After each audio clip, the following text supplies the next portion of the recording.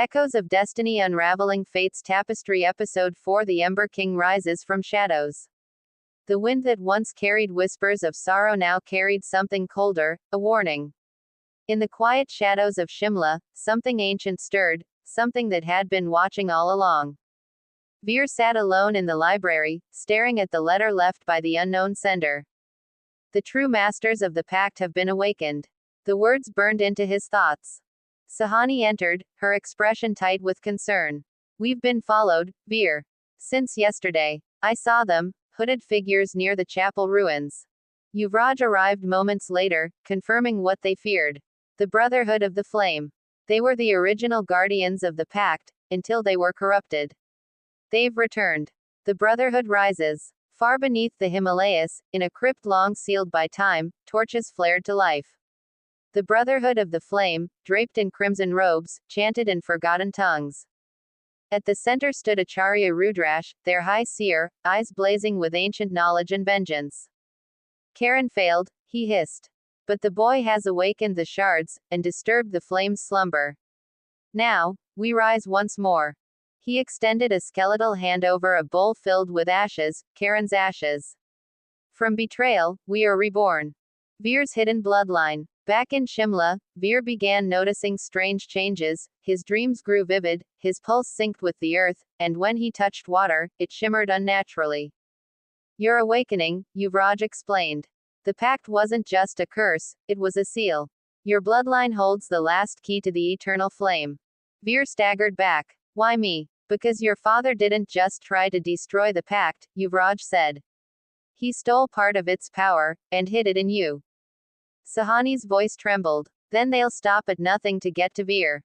Yuvraj nodded. And this time, they won't come as shadows. They'll come as gods. A test of trust. That night, Veer and Sahani sought refuge in the old monastery. As snow began to fall, Veer finally asked the question that had haunted him.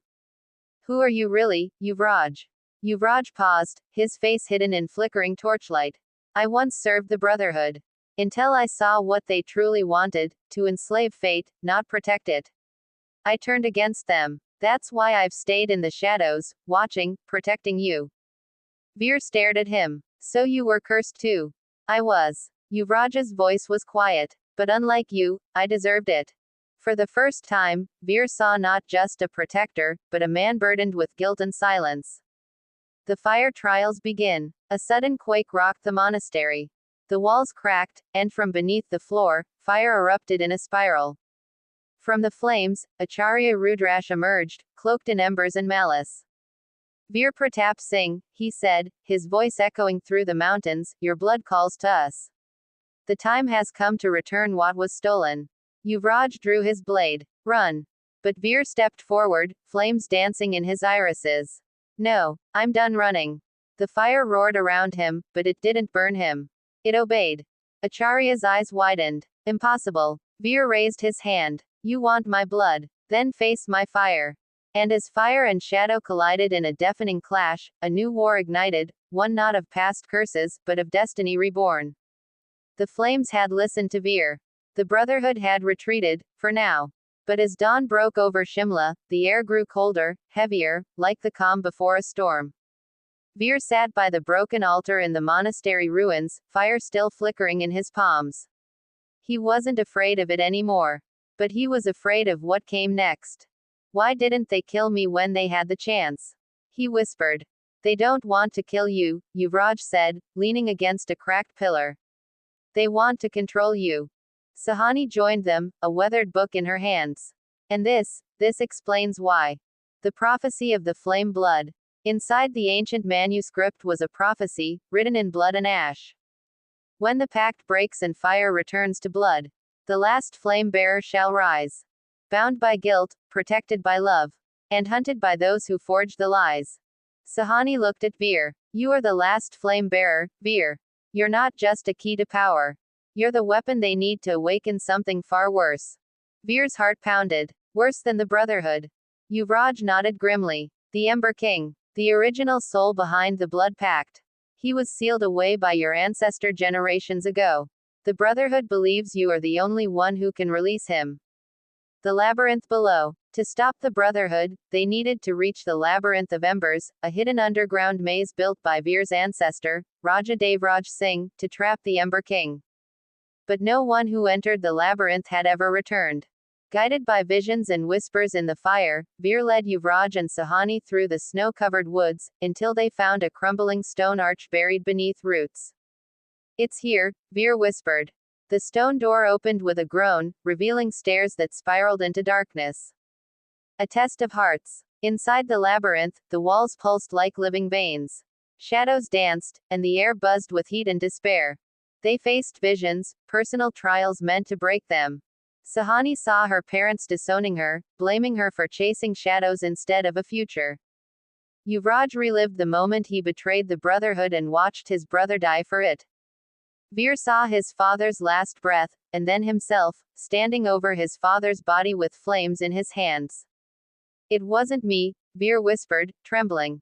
But the vision laughed. "Not yet." Sahani reached out and touched his shoulder. "They're trying to twist us. Fight it." They pressed forward, deeper into the heart of the maze. The Ember King's whisper. At the labyrinth's core stood a blackened throne. And on it sat a figure wrapped in molten chains, eyes glowing like dying suns. "The Ember King. You've come, flame bearer," he said, voice like cracking wood. "You have my fire, my soul, my curse." Veer stepped forward. "I came to seal you forever." The Ember King smiled. "You don't have the strength. But I can give it to you. Power beyond imagination. Rule over life and death. All I want is freedom." Behind them, the walls began to tremble. The Brotherhood had found them. "Make your choice, Veer," the Ember King whispered. "Unleash me, or be consumed by them." A dangerous decision. Yuvraj drew his sword. Sahani lit a protective circle with ancient glyphs. Veer stood frozen. In his hand, fire gathered, pure, blinding, alive. He looked at the Ember King. He looked at the rushing Brotherhood. And then, with fire in his voice, he shouted, "Enough!" The flames exploded around him, and the screen of vision turned white. Blinding light. Shattering silence. When the flames cleared, Veer stood alone in the center of the ancient throne room. Sahani and Yuvraj lay behind him, alive, but unconscious. The Ember King's molten chains were now broken. He stood tall, his body forged of living flame, and his eyes were Veer's own. "You or me," the Ember King said, voice echoing like 1,000 crackling fires. "Or at least, what you were meant to be." Veer staggered back, trying to control the inferno pulsing through his veins.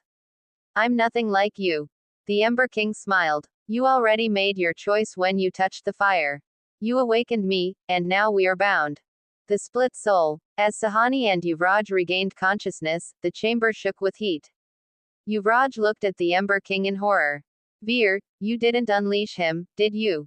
"I didn't mean to," Veer said, voice trembling. "I just wanted to protect you. He tricked me." Sahani stepped forward, placing a hand on Veer's shoulder. "Then we fight him. Together." But the Ember King laughed. "You can't destroy me without destroying him. His soul is now fused with mine. One flame, one fate." The truth hit like a hammer. If the Ember King was destroyed, Veer would die too. The flame trials begin again. Realizing that brute force wouldn't win this battle, Yuvraj remembered a hidden ritual once used by the Brotherhood, the trial of separation, an ancient rite that could divide fused souls at a great cost. "But we need an object tied to your bloodline," Yuvraj said. "Something personal, ancestral, something your father held dear." Veer's eyes widened. "His ring. He gave it to me the night he died." They raced back to Shimla, back to Veer's old home. Buried beneath the floorboards, wrapped in a blood-stained cloth, was the ring, its surface scorched, its symbol faded. As soon as Veer touched it, fire engulfed the room. The Ember King's voice echoed inside his mind. "You seek to cast me out. You'll rip your soul in two." Veer dropped to his knees, screaming. But Sahani grabbed his hand. "You're not alone." The trial of separation. At the edge of an icy cliff beneath a blood-red moon, they began the ritual. Sahani chanted from the ancient scroll. Yuvraj stood guard, blade ready. As fire consumed the circle, Veer stepped inside. Within his mind, he faced the Ember King once more. "You were born of fire and vengeance," the king said. "Without me, you are nothing." "No," Veer whispered, eyes glowing gold. Without you, I'm free. With a final surge of will, Veer plunged the ancestral ring into the flame between them. A scream erupted, so loud the sky cracked. Fire burst into the heavens. And then, silence. A moment of stillness. When Veer opened his eyes, he was lying in the snow, steam rising from his body. The Ember King was gone. But the price had been paid. Veer's fire was gone too. I don't feel it anymore, he said softly. Sahani knelt beside him. That's because the fire is no longer a curse. You broke it. Yuvraj gave him a tired smile. And gave yourself a chance to live your own life. But far in the distance, hidden among mountain peaks, the Brotherhood watched. The king has fallen, one whispered. But the war is just beginning. Echoes of Destiny Unraveling Fate's Tapestry Episode 5 to be continued.